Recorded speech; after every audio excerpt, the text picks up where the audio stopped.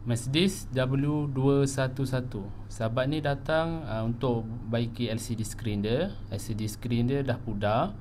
Okay, macam biasa proses dia, kita akan cabut meter daripada kereta, kemudian kita tanggalkan meter lens, kita tanggalkan jarum, last kali kita tanggalkan dia punya LCD screen. Model 211 ni biasa juga backlight dia kadang-kadang hilang di bahagian speed, kadang-kadang di bahagian RPM. Untuk pengetahuan sahabat-sahabat, backlight dia bukan LED, bukan juga mintol, ada special. Kos dia agak mahal sikit lah.